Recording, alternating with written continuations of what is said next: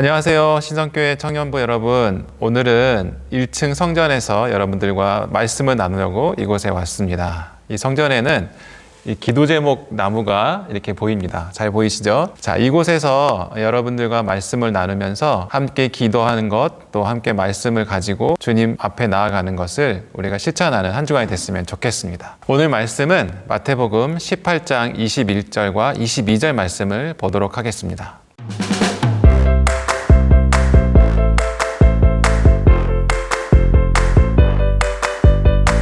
자, 오늘은 예수 안에서 용서하기라는 제목으로 여러분들과 말씀을 나눠보려고 하겠습니다. 예수님의 가르침에는 하나님의 사랑, 또 이웃을 사랑한다는 말을 우리가 지금까지 늘 많이 해왔죠. 그런데 그 이웃을 사랑한다는 말에는 용서가 포함되어 있다는 것을 오늘 함께 이야기 나누려고 합니다. 여러분들 용서하면 어떤 것이 생각이 나나요? 구약에 보면 용서에 관한 이야기가 나오는데요. 그렇지만 구약에서는 이 용서에 대한 이야기가 우리가 생각하는 용서와는 조금 다른 이야기들로 나눠지고 있는 것을 볼 수가 있습니다. 오직 하나님만이 완전한 용서를 할 수 있는 분으로 묘사되고 있고, 사람이 사람에게 용서를 해주는 장면들은 잘 나오지 않는 것을 볼 수 있습니다. 그리고 또 구약에서는 이 용서라는 개념이 전제 조건이 있다는 것을 볼 수가 있어요. 특히 회개를 해야지만 용서를 받을 수 있다, 이런 회개의 전제 조건이 있는 것을 구약에서는 말을 하고 있죠. 유명한 유대 학자가 이런 말을 했습니다. 유대교는 전반적으로 구제불능의 죄인들을 용서하는 것보다 정의를 지키는 것에 더 많은 관심을 갖는다. 반면 기독교는 꼭 행동으로 이루어지진 않지만 적어도 그 기본이 되는 기도와 교리에서 정의에 대해서보다는 은혜의 행동으로서의 용서를 더 많이 이야기한다. 심지어 그 은혜는 자격이 없으며 아직도 뉘우치지 않는 이들에게까지 주어진다. 구약의 이야기에서는 뉘우치지 않는 사람들을 용서하지 않고 또 그들을 벌하는 장면들이 나옵니다. 그래서 구약을 믿는 유대교까지는 용서의 은혜보다는 공의가 중요함을 나타내고 있죠. 그러나 신약에 오면서 기독교가 되면서 예수님이 우리에게 가르쳐 주신 것은 정의보다 공의보다 사랑의 용서, 은혜의 용서를 강조하고 있는 것을 볼 수가 있죠. 그렇기 때문에 오늘은 예수님께서 용서에 대해서 어떤 관점을 가지고 있는지 다시 한번 살펴봄으로써 용서가 무엇을 말하고 있는지, 또 우리는 어떤 용서에 대한 이해를 가져야 되는지 한번 생각해 봤으면 좋겠습니다. 예수님은 우리에게 용서에 대한 큰 도전을 주고 있습니다. 그리고 우리는 그 용서를 따라가기 위해서는 큰 용기가 필요하다는 걸 알고 있습니다. 왜냐하면 예수님이 말씀하시는 용서는 전제 조건이 없기 때문에 그렇습니다. 상대방이 어떤 태도를 보이든 환경이 어떤 것으로 계속 이루어지든 그거와 상관없이 우리가 먼저 용서하고 먼저 나아가야 된다는 거죠. 우리의 감정적인 문제, 또 관계적인 문제가 걸림에도 불구하고 우리는 먼저 용서를 해야 된다는 것을 예수님께서 우리에게 말씀해 주시고 계십니다. 예수님의 용서는 선제 공격이라고 말할 수가 있습니다. 먼저 용서해야 된다고 말씀하신 거죠. 그 사람이 어떤 태도로 먼저 보이든 화해를 해오든 아니면 뉘우치든 이런 거와 상관이 없이 그 사람의 행동과 상관없이 먼저 용서를 해주는 거죠. 사법적인 판단을 기다리거나 사법적인 판단에 맡기는 것이 아니라 그것을 넘어서서 용서를 그들에게 보이는 것을 예수님 우리에게 말씀해 주시고 계십니다. 이같이 용서의 선제 공격은 하나님이 우리에게 주신 사랑, 그리고 그 사랑의 용서를 통해서 우리가 경험을 이미 했습니다. 우리는 구원받을 수 없는 존재죠. 그리고 죗값을 치러야 되는 존재죠. 그런데 하나님께서 이미 그 죗값을 치르시고 우리를 먼저 사랑하시고 먼저 용서해 주셨다는 거죠. 그 용서의 그 넘치는 그 사랑 때문에 우리는 그 사랑을 흘러넘쳐 다른 사람에게 용서를 할 수 있게 된다는 것입니다. 하나님의 사랑을 경험한 우리는 다른 사람을 용서할 수 있는 힘과 또 용서할 수 있는 경험을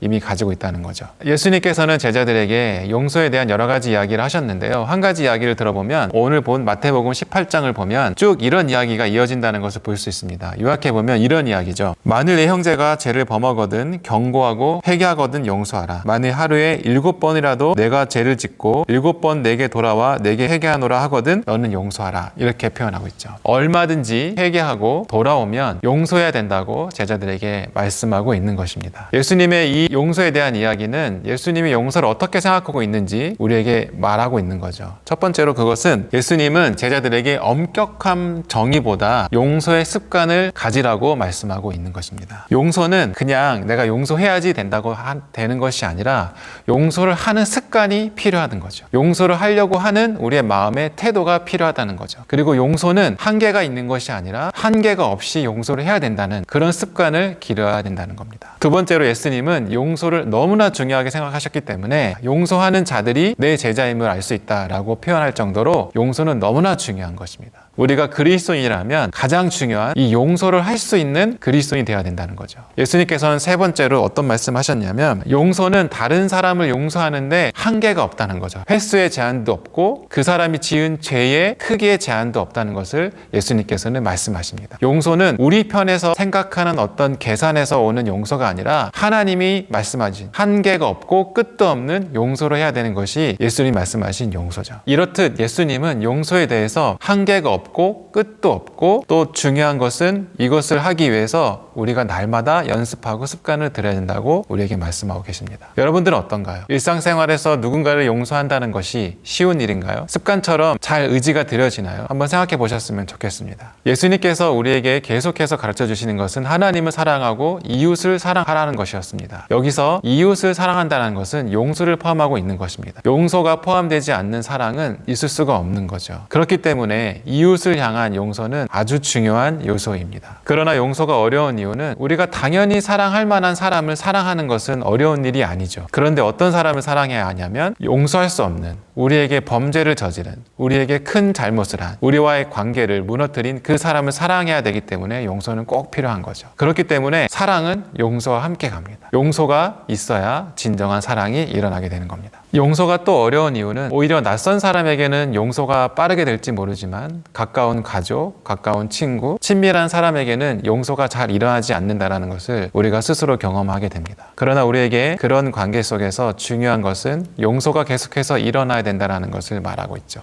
C.S. 루이스는 이런 말을 했습니다. 모든 사람은 용서가 아름다운 생각이라고 말한다. 그들에게 용서해야 할 무언가가 생기기 전까지는 말이다. 그만큼 용서는 생각으로는 쉽고 할 만한 가치가 있다고 생각하지만 실제로 본인이 닥친 일에는 이 용서가 쉽지 않은 거죠. 관계적인 문제가 있고 감정적인 문제가 있기 때문에 그렇습니다. 예수님은 우리에게 이렇게 어려운 용서를 도전하고 있습니다. 왜냐하면 용서는 관계의 문제를 회복하는 것이고 이 관계의 문제야말로 우리에게 가장 시급하고 중요한 문제이기 때문에 그렇습니다. 이 관계는 다른 사람과의 관계뿐만이 아니라 하나님과의 나와의 관계의 문제까지도 영향을 미치고 있다는 것이죠. 그렇다면 용서를 하는 데 있어서 이 용서가 무엇이고 어떻게 해야 되는지 한번 생각해 봤으면 좋겠습니다. 용서는 두 가지 차원으로 말할 수 있습니다. 객관적 차원의 용서와 주관적 차원의 용서가 있습니다. 객관적 차원의 용서는 화해를 말합니다. 실질적으로 화해가 되고 용서가 됨으로 관계가 회복되어지는 거죠. 주관적 차원의 용서는 나의 마음, 나의 태도, 나의 감정의 용서를 말하는 것입니다. 이것은 화해까지는 가진 않지만 우리 내적인 어려운 마음들을 내려놓는, 그리고 우리의 생각들을 바꾸는 것을 말하는 거죠. 이것이 주관적인 용서입니다. 그러나 우리는 용서를 주관적인 용서에서 시작해서 객관적인 용서로 가야 된다는 것을 여러분들이 기억하셨으면 좋겠습니다. 이렇게 주관적인 용서에서 객관적인 용서로 진행되어져 하는 과정에서는 우리가 몇 가지 인지하고 몇 가지 확인하고 몇 가지 확신해야 되는 과정들이 있다는 것을 여러분들이 아셨으면 좋겠습니다. 그 과정에서 첫 번째는 무엇이냐면 용서해야 될 문제가 무엇인지 직면하는 것입니다. 사람들은 사람들과의 관계가 무너지고 어떤 어려움이 처했을 때 그들이 겪는 감정이라든가 그들이 겪은 사실들을 애써 외면하고 왜곡하고 축소하고 서둘러 화해시키려는 경향이 있습니다. 그러나 그렇게 해서는 완전한 용서가 이루어지지 않죠. 어떤 문제인지, 이것이 법적인 문제인지 관계적인 문제인지 심리적인 문제인지 그 문제에 대해서 명확하고 정확하게 직면을 해야 됩니다. 내가 어떤 감정을 갖고 있는지까지도 확인하는 과정이 필요하죠. 이 과정이 단시간 내에 순간적으로 해결되는 것이 아니라 어떤 사람에게는 아주 긴 시간이 필요할 수 있다는 거죠. 중요한 것은 그 문제에 대해서 직면하는 것입니다. 회피는 아무것도 일어나지 않는다는 것이죠. 두 번째는 그 문제가 일어났을 때 내가 관계적으로 어떤 영향을 미치고 있는가에 대한 생각을 해봐야 된다는 것입니다.